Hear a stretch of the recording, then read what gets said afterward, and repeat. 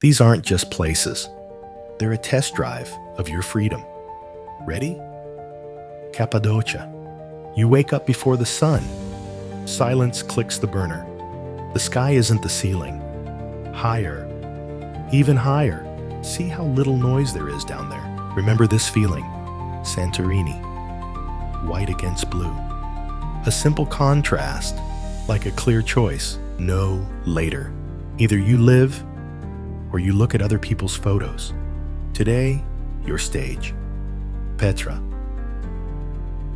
Stone. Like a living memory. It has been walking for centuries, and now you have arrived. One door, 1,000 stories. The question is, which one will you write? Iguazu. When water is the sound of power, a noise that clears your head. Look, nothing superfluous, only power. Are you ready to withstand it within yourself? Banff. A color you can't believe without seeing it with your own eyes.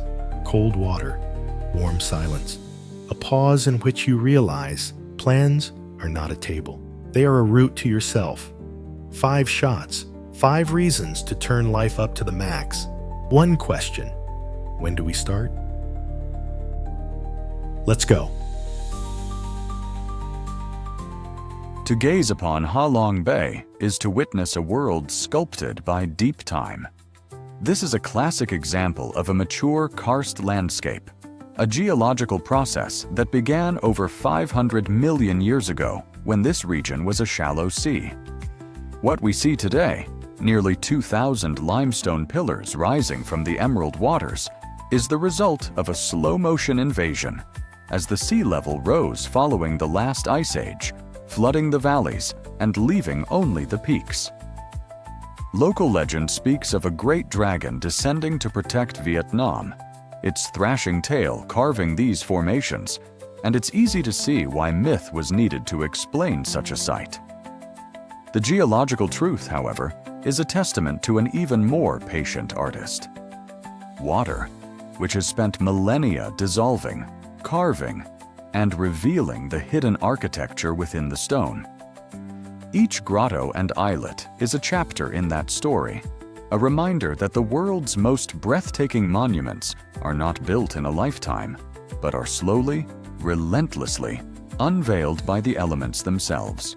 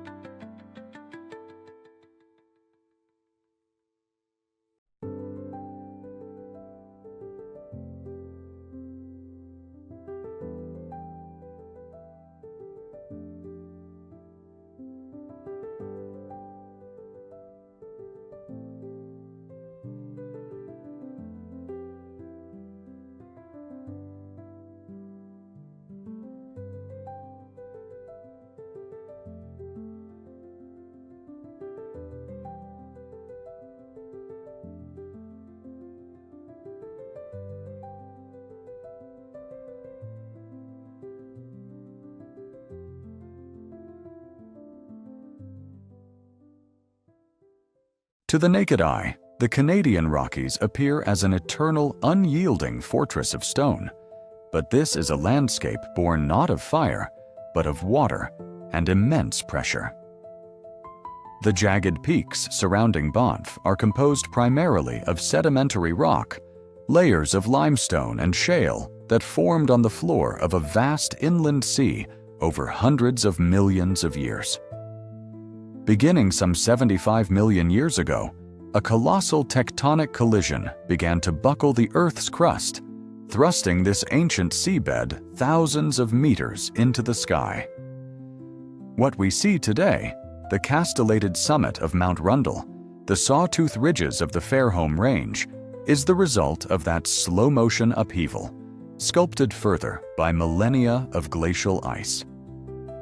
It's why paleontologists can find the fossilized remains of marine creatures at elevations exceeding 3,000 meters. To stand here is to stand not just in the mountains, but on the floor of a vanished ocean, a profound reminder that even the most solid ground beneath our feet is merely a chapter in a much grander story.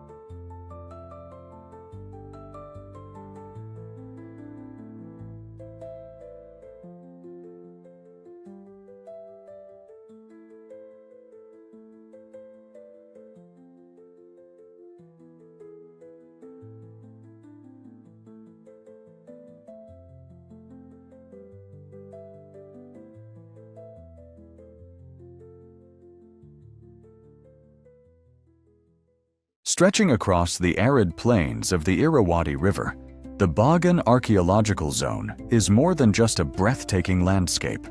It is a profound testament to an era of explosive spiritual devotion. Between the 11th and 13th centuries, the kings and citizens of the pagan empire embarked on one of history's most ambitious construction projects, erecting over 10,000 Buddhist temples, pagodas, and monasteries. This incredible proliferation was driven by the core tenets of Theravada Buddhism and the concept of merit-making, where building a stupa was considered a paramount act of piety, securing spiritual benefits for the patron in their next life. Each of the more than 2,000 surviving structures, from the grandest gold-leafed stupa to the humblest brick shrine half swallowed by vegetation, represents a personal prayer and a piece of a collective, centuries-long quest for enlightenment. What we see today is not merely a collection of ancient monuments, but the physical manifestation of a kingdom's soul, an enduring chronicle of faith etched in brick and stone.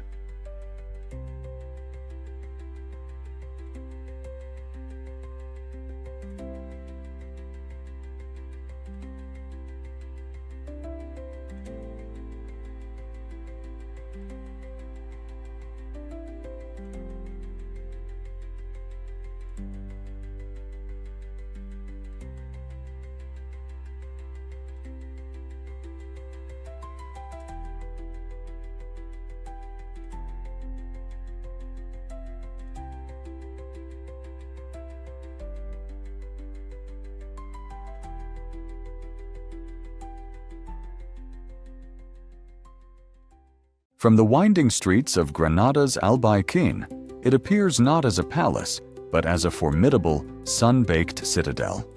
Its name, Alhambra, is a direct echo of its form. Alcalá Alhambra, Arabic for the Red Fortress. This isn't poetry, it's a literal description of the ferrous clay and gravel packed into its immense ramparts, which have glowed under the Andalusian sun since the 13th century. This austere, martial exterior was a deliberate choice, a projection of power from its strategic perch on Sabika Hill, overlooking the entire plain. Yet, the true genius of its Nasrid creators lies in the paradox it contains. Beyond these imposing walls, they engineered not a barracks, but a vision of paradise on earth. A breathtaking world of intricate stucco work, serene courtyards, and the constant, life-giving murmur of water. It is a structure built for defense, yet dedicated entirely to the celebration of beauty. a final, magnificent testament to a civilization at the apex of its refinement.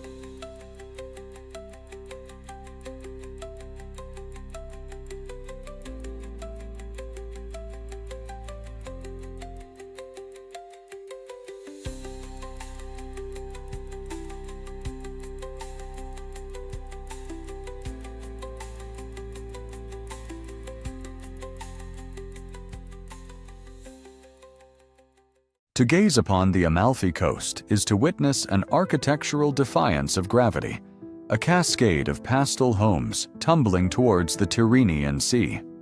Yet this breathtaking verticality was not an aesthetic choice, but a stark necessity forged in an age of terror. From the 9th to the 11th centuries, the constant threat of Saracen pirates drove the inhabitants of the once mighty maritime republic inland and, most critically, upward. They sought refuge in the unforgiving limestone precipices of the Laetari Mountains, carving their existence into the rock itself. The thousands of stone steps and labyrinthine alleys that now charm visitors were originally strategic arteries, designed to be easily defended against invaders from the sea. Every terraced lemon grove, every seemingly precarious perch, is a silent monument to a community's will to survive. It is a profound and beautiful paradox that this landscape, so meticulously engineered for seclusion and defense, has evolved into one of the world's most sought-after and welcoming destinations.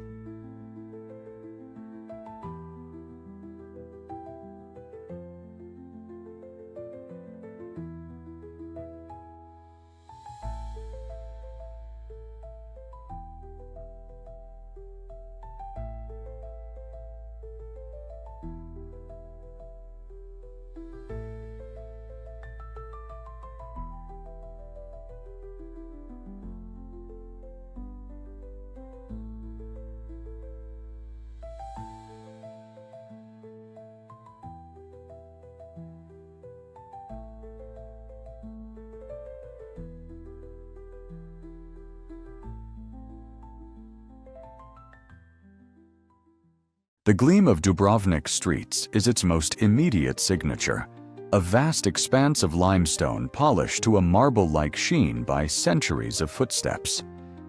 At its heart, the main thoroughfare, the Stradun, cuts a remarkably straight and wide path, a feature that feels almost unnaturally planned amidst the medieval tangle of alleys. This, however, is the city's origin story told in stone. For hundreds of years, this very avenue was a murky sea channel, a literal and symbolic divide between two distinct communities: the Roman Italic refuge on the rocky islet of Laos and the Slavic settlement of Dubrava, nestled in the oak forests of the mainland.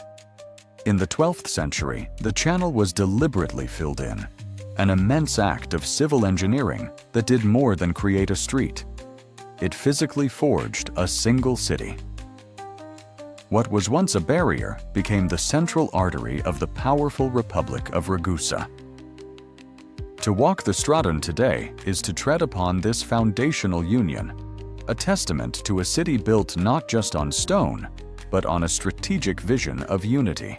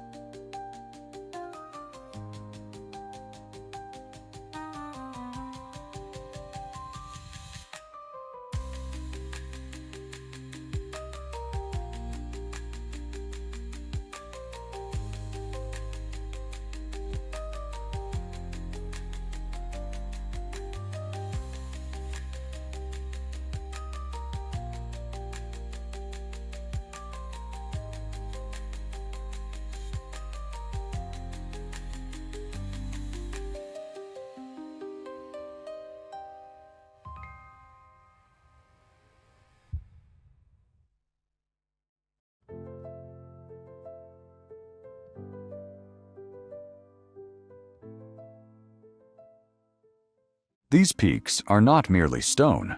They are a geological saga, born from the slow, inexorable collision of the African and Eurasian tectonic plates over tens of millions of years. This immense pressure folded and thrust ancient seabeds skyward, creating the complex nappies of gneiss and schist that form the backbone of the Alps. Glacial artistry then carved this uplifted mass into the iconic pyramidal horns we see today, a process perfectly embodied by the solitary majesty of the Matterhorn. Yet this landscape, forged by unimaginable forces, is also a human one. For over 700 years, communities have adapted to these high valleys, their timber-built villages and carefully tended pastures representing a quiet, enduring dialogue with the mountain. It is a testament not to conquest, but to a profound and hard-won understanding of place, where every path and every roofline tells a story of persistence against the sublime and the vertical.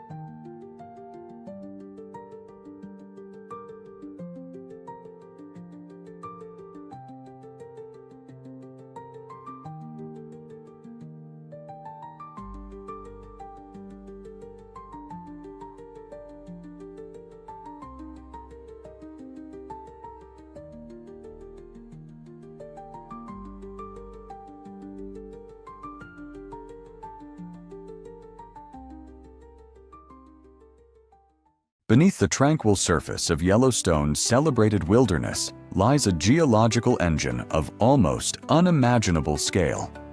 The park is, in essence, the vast caldera of a supervolcano, a collapsed crater so immense, measuring roughly 30 by 45 miles, that its true form was only confirmed from the vantage point of space.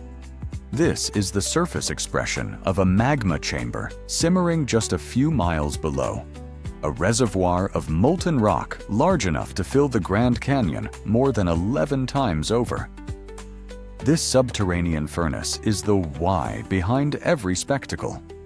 The clockwork eruptions of Old Faithful, the painter's palette of the Grand Prismatic Spring, the bubbling mud pots, all are simply vents, releasing the immense pressure from a system that last erupted with world-altering force over 600,000 years ago.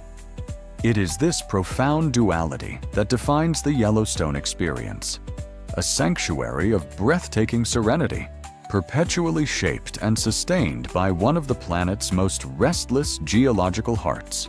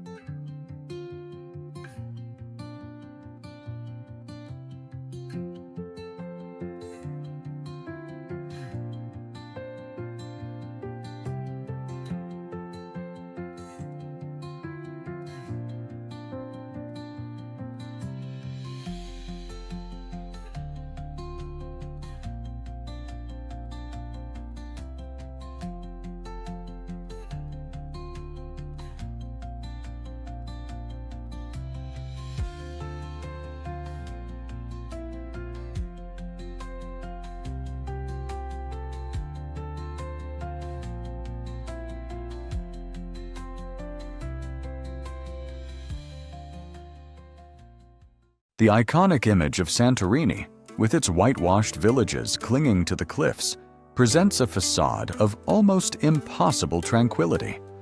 Yet this serene landscape is a direct consequence of one of the largest volcanic cataclysms in human history. Around 3,600 years ago, the colossal Minoan eruption eviscerated the island, creating the vast sea-filled caldera that defines its crescent shape today. This single, violent event is the true architect of the island. The sheer cliffs are the scarred walls of the ancient volcano, and the unique, fertile soil that nourishes its distinctive Assyrtiko grapes is the very ash from that prehistoric blast. To stand here is to witness a profound paradox, a place of sublime, peaceful beauty born from an apocalypse, a constant and humbling reminder that the most breathtaking landscapes are often forged in the planet's most formidable fires.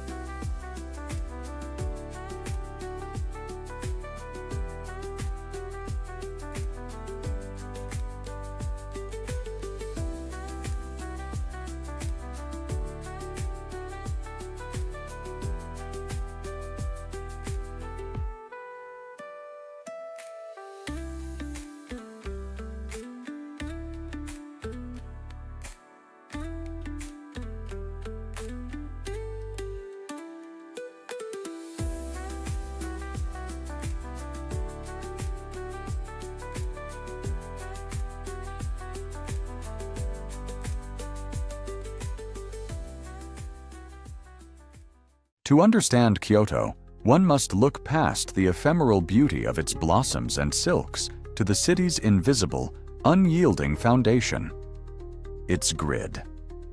Laid down in the year 794, the original capital of Heian-kyo was a direct and ambitious replica of Chang'an, the great Tang Dynasty capital in China. This was more than urban planning.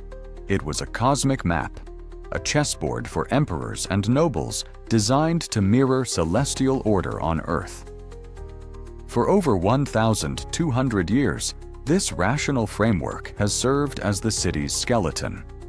Beneath the gentle curves of temple roofs and the organic growth of modern life, these unwavering avenues impose a relentless logic, dictating the flow of movement and shaping the very experience of the space.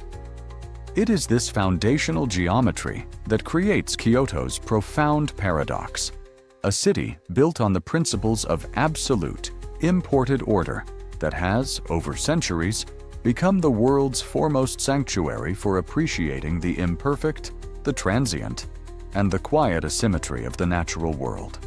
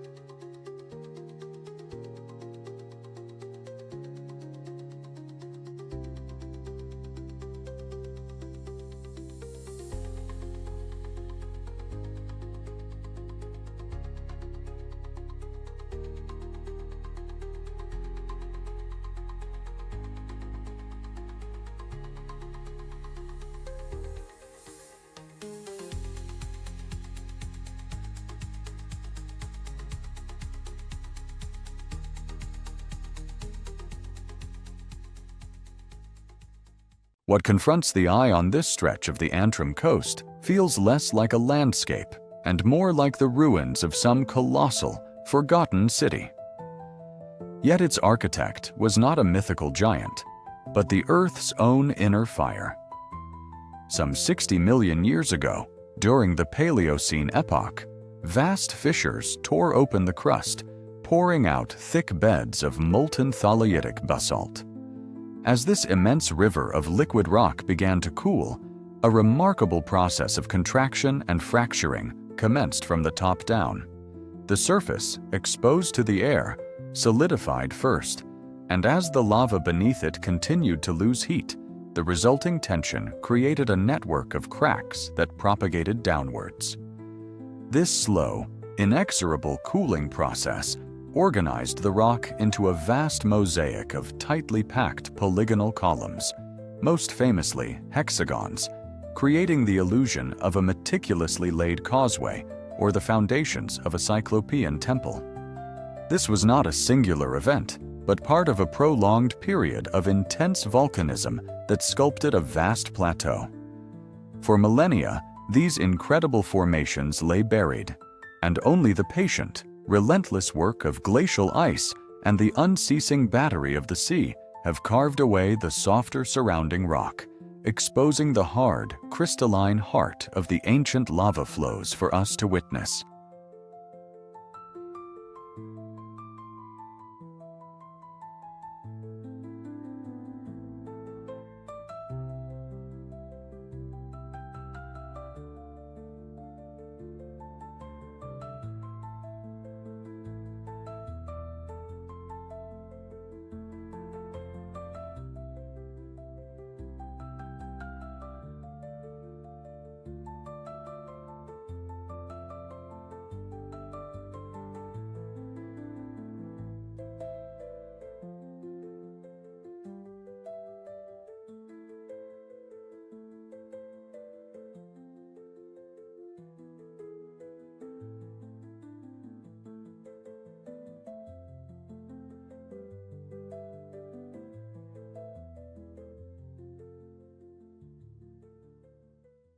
The genius of Chichen Itza is not merely in the stone it carved, but in the ground upon which it stands.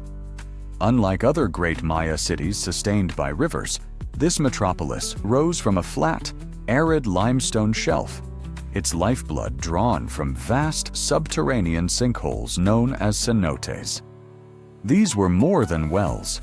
They were sacred portals to the underworld, the realm of the rain god, Chak, and the site of profound ritual offerings. The city's very name, at the mouth of the well of the Itza, anchors it to this unique hydrology.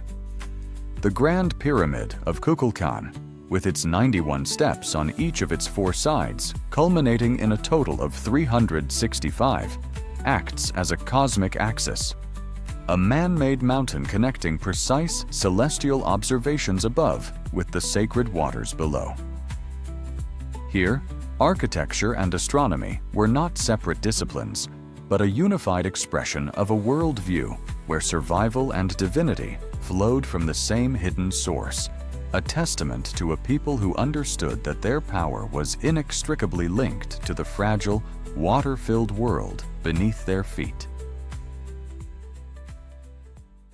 The notion of a single, continuous Great Wall is a powerful myth, but the reality is a far more complex and fascinating tapestry of engineering. In truth, it is not one wall, but a series of fortifications built over nearly 2 millennia, a colossal undertaking that adapted to the very ground it stood upon. Early sections, some dating back to the 7th century BC, were constructed from compacted earth and woven reeds, materials dictated by the local terrain. What we see today, the iconic crenellated ramparts of kiln-fired brick and cut stone, is largely the masterwork of the Ming Dynasty. Its true genius, however, lies in this pragmatic use of place. It is a geological extension of the very mountains it conquers, hugging the precipitous ridgelines. This monumental effort came at an incalculable human cost, with a workforce of soldiers and conscripts numbering in the millions, earning it the somber, unofficial title of the longest cemetery on Earth. It was less a simple barrier and more a definitive statement etched into the planet, a line separating the nomadic world from the heart of Chinese civilization.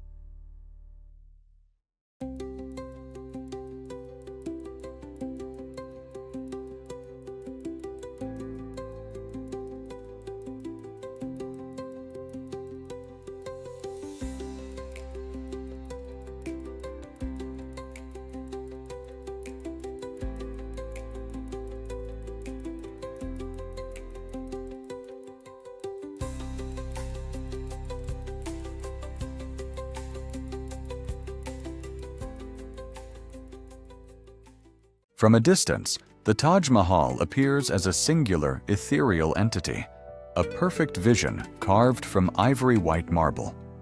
But to truly understand its genius, one must draw closer.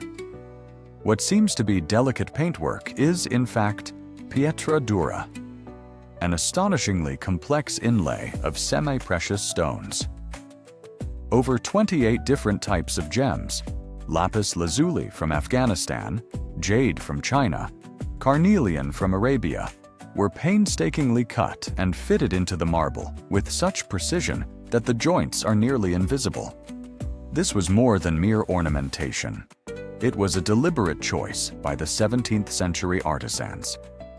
By embedding the very colors of the earth into the tomb, they ensured the Quranic verses and floral paradises adorning its walls would never fade. It is a declaration of permanence, a vision of eternity built not with fleeting pigment, but with the unyielding substance of the planet itself. A love story literally written in stone.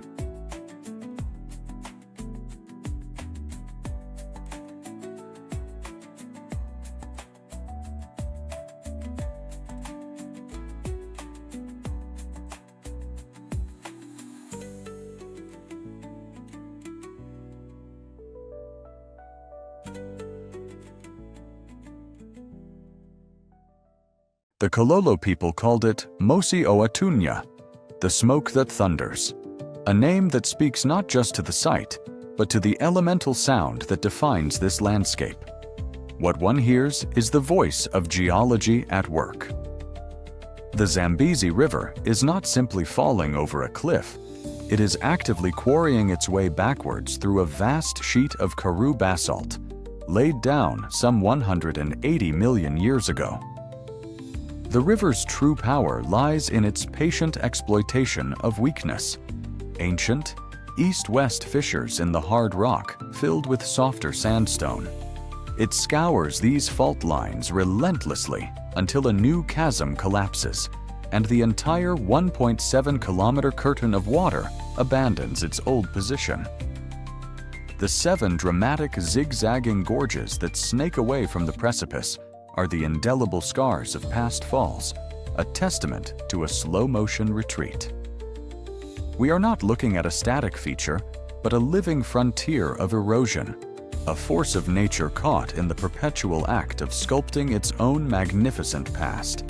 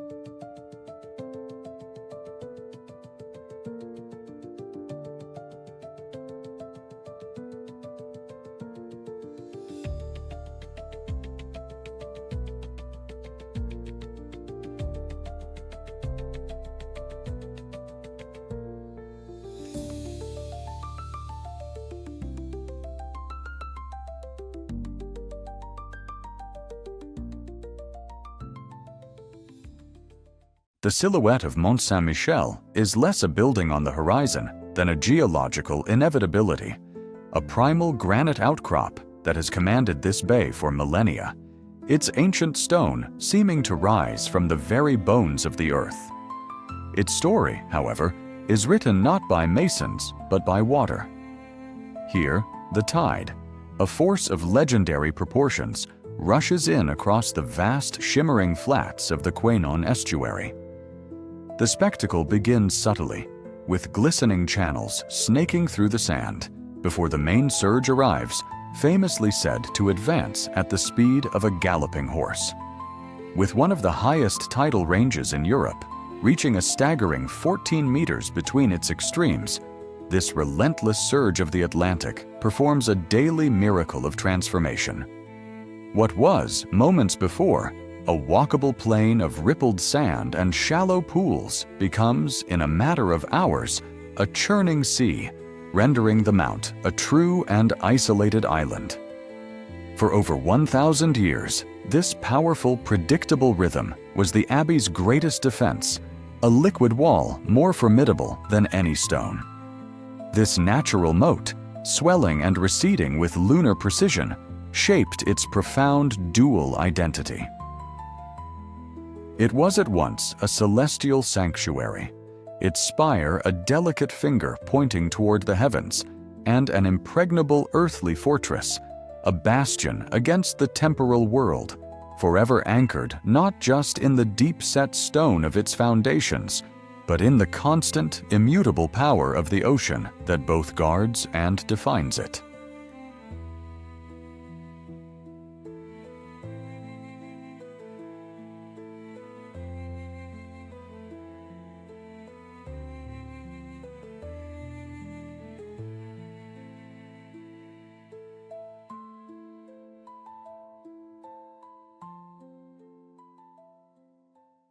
This seemingly alien terrain is, in fact, a story written in stone and ash, a geological epic 60 million years in the making. The process began with three great Anatolian volcanoes, Mount Erciyes, Mount Hasan, and Gulu Dağ, which blanketed the plateau in thick layers of soft volcanic tuff. Over this, a subsequent layer of hard, protective basalt settled. For millennia, wind and water went to work, washing away the pliable tuff but leaving the durable basalt caps intact, sculpting the iconic pillars we now call fairy chimneys. Yet this is where nature's story ends and humanity's begins.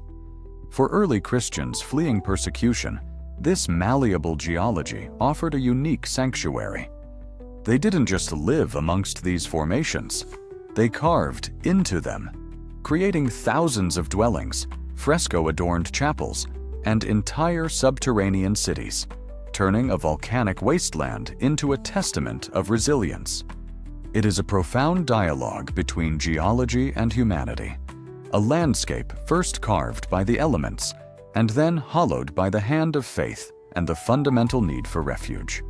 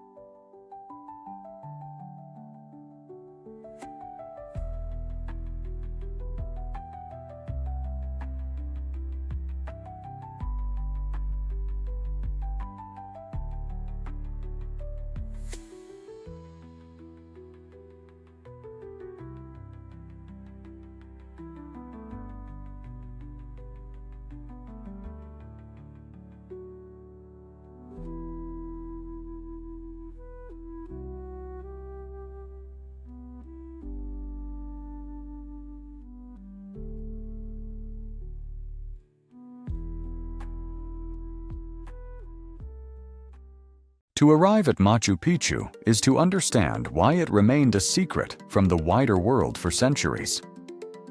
Perched nearly 2,430 meters above sea level, this citadel was no accident of location. Its architects, master stonemasons of the Inca Empire, chose this specific ridge for its spiritual power, a place where earth and sky meet, flanked by the sacred peaks of the Andes.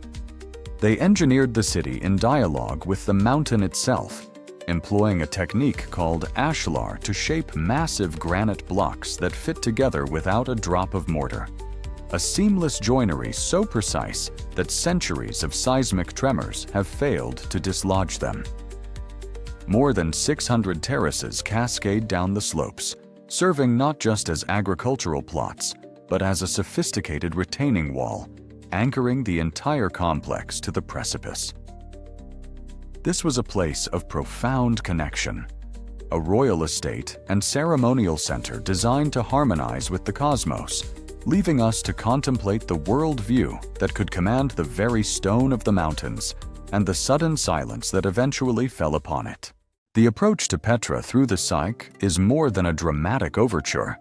It is the very key to understanding its existence. For the Nabateans, this narrow, winding gorge, carved by millennia of flash floods, was not merely a defensible gateway. It was a conduit for life itself. Look closely at the canyon walls, and you can still trace the remains of their masterwork: channels and terracotta pipes that captured every precious drop of rainwater, feeding a complex system of cisterns and dams.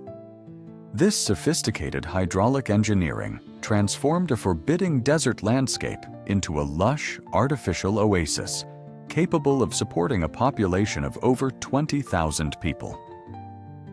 The magnificent facades we see today, hewn from the rose-red sandstone, were therefore not just acts of artistic ambition.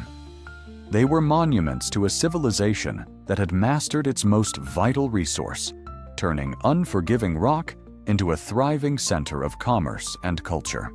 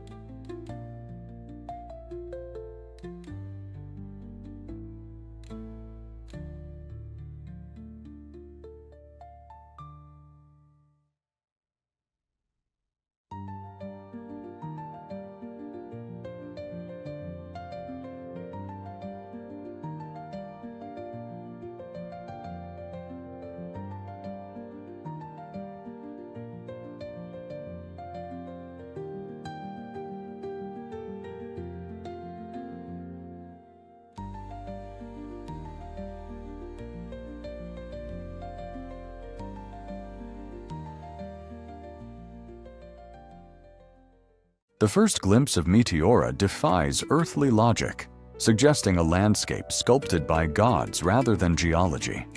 Yet, the story of these pillars is not one of fire and brimstone. They are not volcanic cores as their dramatic forms might imply.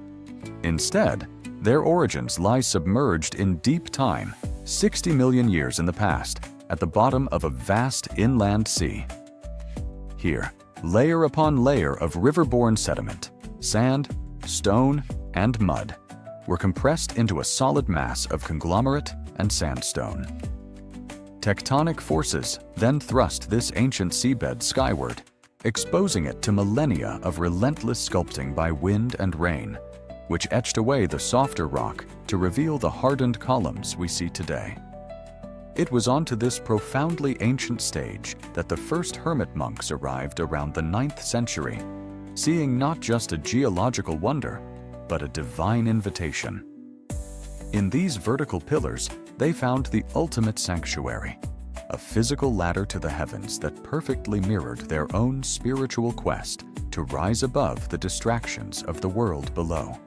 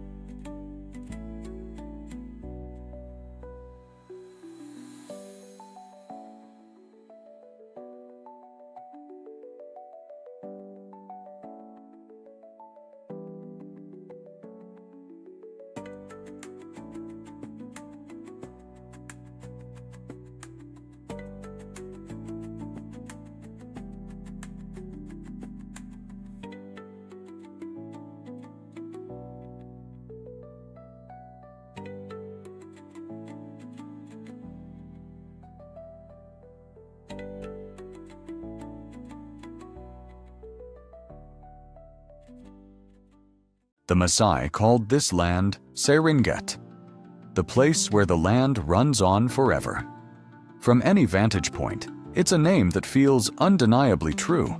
But this iconic endlessness is no accident of geography. It is a direct legacy of ancient, cataclysmic forces. Millennia ago, volcanoes of the Ngorongoro Highlands blanketed this region in a fine layer of ash.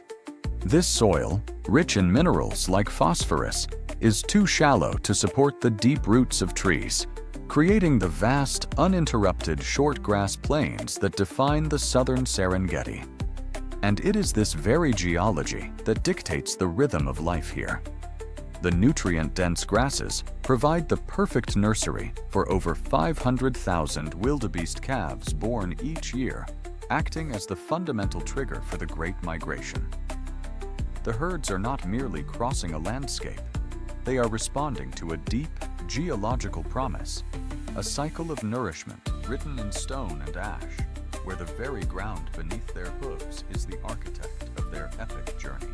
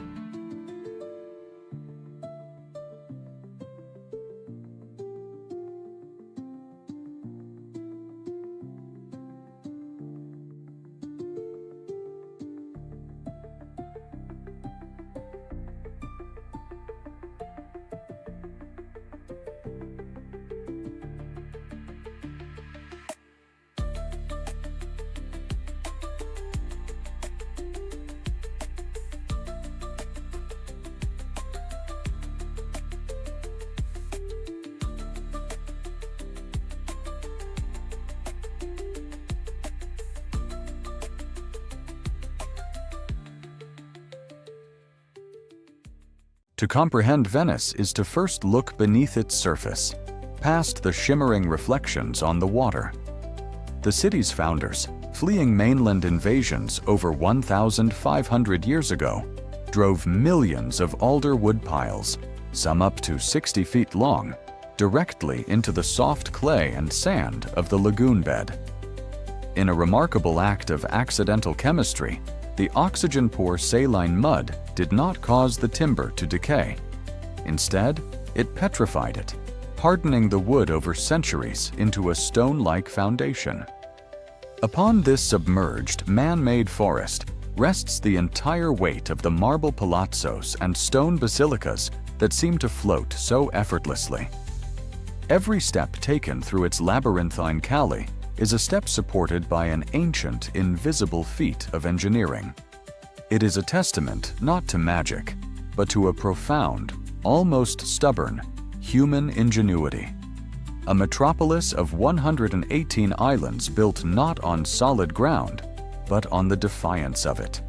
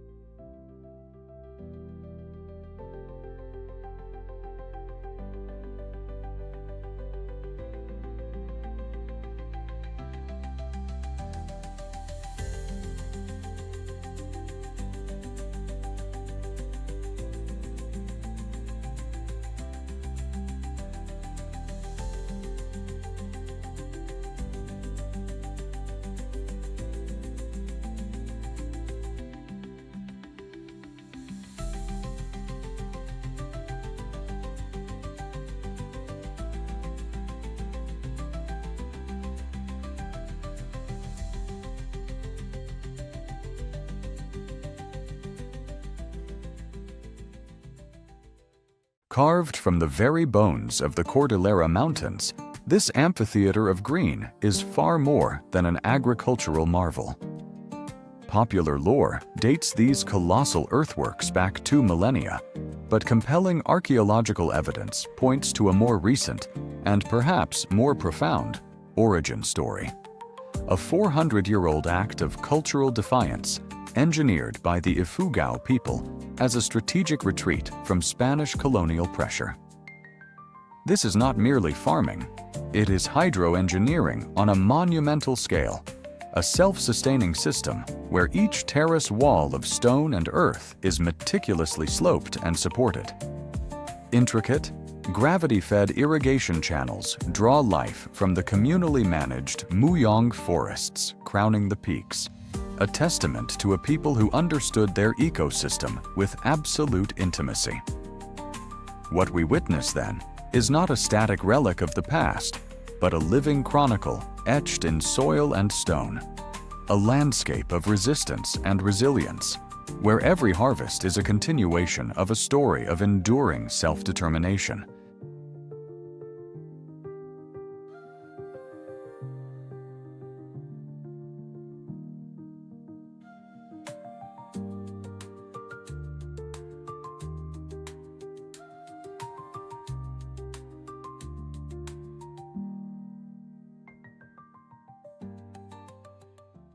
The sheer granite faces of Yosemite Valley do not simply rise from the earth, they are what remains. Over 1 million years ago, colossal glaciers, some reaching 4,000 feet in thickness, ground their way through this landscape. This was not a gentle erosion, but a relentless quarrying. The ice plucked and scoured away softer rock, yet the famously resilient El Capitan and Half-Dome granodiorite resisted, their vertical joints forcing the ice to carve around them. When the last of these great ice rivers receded, it left behind a deep U-shaped trough dammed by moraine, which filled to become the ancient Lake Yosemite. For centuries, sediment settled at its bottom, creating the impossibly flat valley floor we see today, a serene meadow born from an age of unimaginable geologic violence. To stand here is to witness the quiet aftermath of a process that measures its progress not in lifetimes, but in epochs.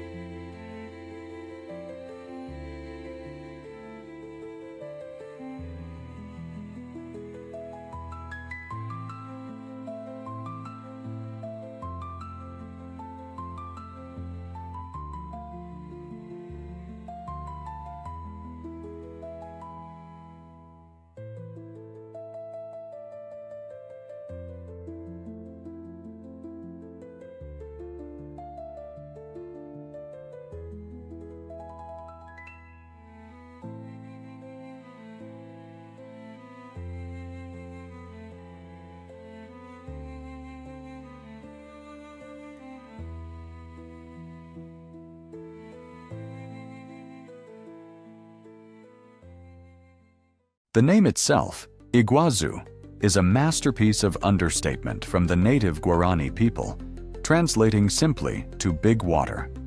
Yet what confronts the senses is anything but simple. This is not a singular curtain of water, but a complex, fractured system of nearly 300 individual falls cascading along a 3-kilometer crescent. The origin of this spectacle lies deep in geological time, born from a colossal volcanic eruption some 132 million years ago that blanketed the land in hard basalt. The river, in its patient journey, found the weaknesses in this stone armor, carving a 2-step amphitheater that exposes the dark, layered rock. Each year, the relentless force of the water grinds the precipice back by another 3 millimeters, a slow, inexorable retreat that reminds us we are not witnessing a static monument, but a dynamic and powerful geological process unfolding one drop at a time.